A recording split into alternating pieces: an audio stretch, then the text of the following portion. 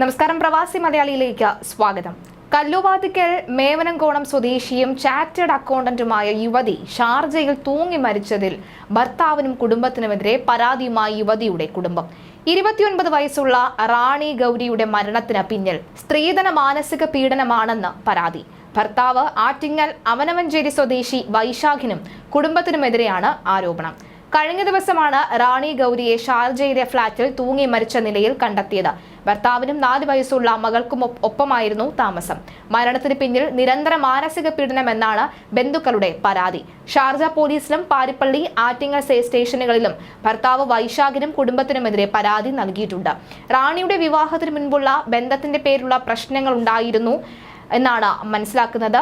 2018 ഫെബ്രുവരി 18-നായിരുന്നു റാണിയുടെയും വൈശാഖിന്റെയും വിവാഹം.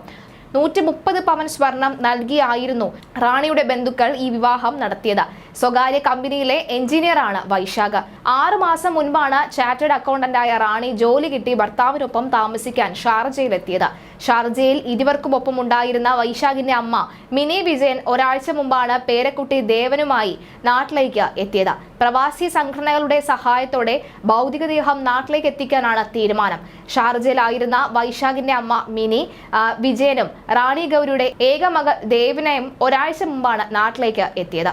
2018 ഫെബ്രുവരിയിലായിരുന്നു ഇവരുടെ വിവാഹം.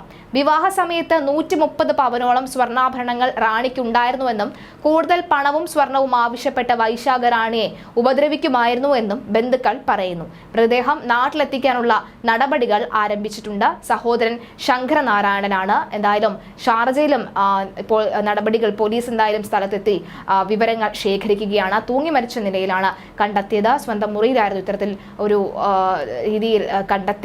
എന്താണ്, കൊലപാതകമാണോ അതോ മാനസിക സമ്മർദ്ദത്തെ തുടർന്ന് തൂങ്ങി മരിച്ചതാണോ എന്നൊന്നും ഇതുവരെയും വ്യക്തമല്ല. എന്തായാലും പോലീസ് കേസെടുത്ത് അന്വേഷണം ആരംഭിച്ചിട്ടുണ്ട്. എന്തായാലും ബന്ധുക്കൾ ആരോപിക്കുന്നത് മാനസിക പീഡനം മൂലമാണ് ഇത്തരത്തിലൊരു മരണം സംഭവിച്ചത് എന്നാണ്.